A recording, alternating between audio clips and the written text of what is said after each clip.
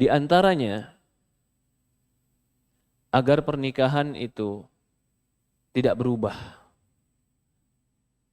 Selain kita bermohon doa kepada Allah Subhanahu wa taala, ini sering terjadi. Karena udah banyak kenal, udah hidup bareng, udah bertahun-tahun hidup, seolah-olah udah kurang nilai kehormatan suami di mata istri.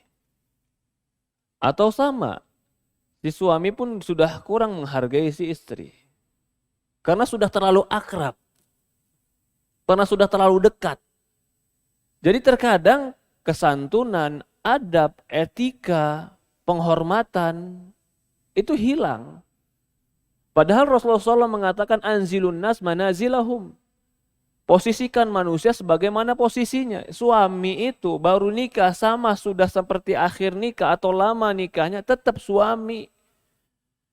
Nggak pernah suami itu tiba-tiba jadi anak, nggak pernah. Pertama nikah baik sama suami, Masya Allah ngormatin suami. Udah lama kelamaan suami itu seperti anak. Gimana suami seperti anak, Ustadz? Ya, dimarahin depan umum. Itu suami atau anak? Ya, dimarahin depan anak-anak. Itu nggak menghargai suami. Apakah itu terjadi ketika awal nikah? Tidak. Kenapa sekarang terjadi? Biasanya terjadi seperti ini karena sudah merasa terlalu dekat, akhirnya kehormatan jatuh. Anzilun nas manazilahum. Posisikan manusia sesuai posisinya. Rasul sudah katakan, laisa minna man lam yarham saghirana wa lam ya'rif haqqan kabirana. Kata Rasulullah SAW, bukan golongan kami orang yang tidak menyayangi yang lebih kecil dari kami dan tidak menghormati orang tua dari kami. Hormati pasangan hidup. Sama seperti itu juga suami kepada istri. Karena sudah terlalu akrab, terlalu dekat, kadang-kadang penghormatan hilang. Sehingga yang keluar kalimat marah, yang keluar kalimat cacian, nasallallahu salamah, yang keluar kalimat-kalimat kasar. Ini nggak benar dalam pernikahan seperti ini. Bukankah Rasulullah SAW mengatakan khairukum khairukum li ahlikum wa ana khairukum li ahli. Bukan Rasulullah SAW mengatakan sebaik-baiknya kalian adalah orang yang paling baik dengan keluarganya dan aku orang yang terbaik dengan keluargaku. Bukankah Rasulullah SAW mengatakan akmalu mu'min imanan ahsanum khuluqa. Orang mukmin yang paling sempurna imannya, orang yang paling baik akhlaknya. Khiyaruhum linisaihim. Yang terbaik di antara kalian adalah orang yang terbaik dengan istrinya. Kenapa? Perhatikan hadis ini. Hadis ini hadis yang sahih riwayat Ahmad dan yang lainnya. Rasulullah SAW katakan orang mukmin yang paling sempurna itu adalah orang mukmin yang sempurna imannya adalah orang yang paling baik akhlaknya. Karena antara iman dan keakhlak itu satu paket. Kalau imannya baik, akhlaknya baik. Kalau imannya baik, dia tidak mungkin menyakiti orang. Kalau imannya baik, dia tidak mungkin menzolimi orang. Kalau imannya baik, dia tidak akan mungkin merugikan orang. Karena dia beriman kepada Allah dan tahu bahwasannya akan ditanya di sisi Allah.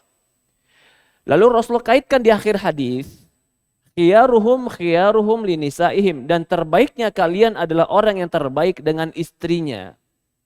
Mengapa langsung diberikan poin yang terbaik itu adalah orang yang terbaik dengan istrinya? Karena kalau dengan manusia yang lain, itu baiknya bisa dibuat-buat. Baik sama pembeli ketika dia sedang dagang, bisa dibuat-buat. Ramah sama teman, bisa dibuat-buat. Karena jarang ketemu. Kalau sama istri, sama pasangan hidup, itu kalau dia betul baik, berarti baiknya nggak dibuat-buat. Karena akan nampak sifat aslinya ketika dia bersama orang yang terus bersamanya.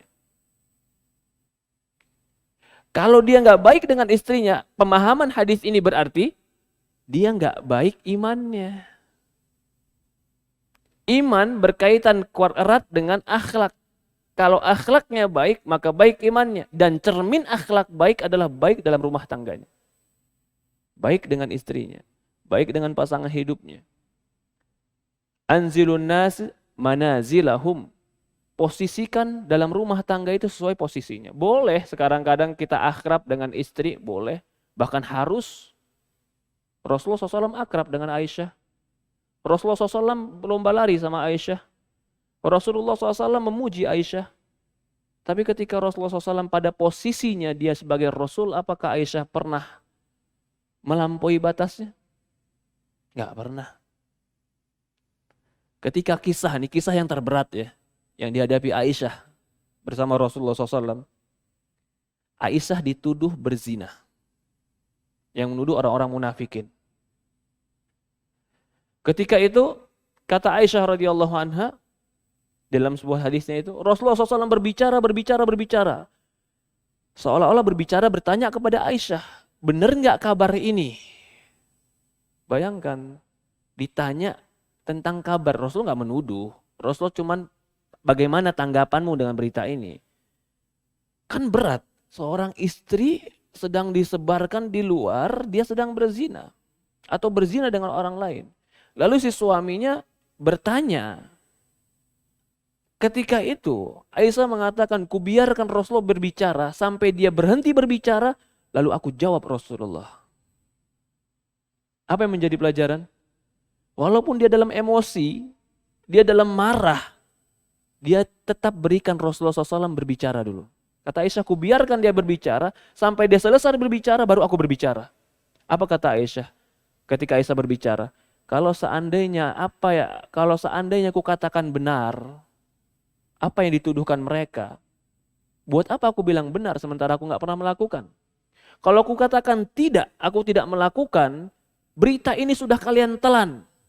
Maka aku cuma mengatakan sebagaimana dikatakan Yusuf alaihissalam, fasabrun jamil, cukup sabar. Ya, subhanallah, Aisyah, betul waktunya dia tertawa dengan Rasulullah, betul waktunya dia dimanja oleh Rasulullah, betul ada waktunya dia disayang oleh Rasulullah, tapi dia tahu posisi dirinya ketika Rasulullah berbicara, dia tidak potong pembicaraan. Penghargaan kepada suami.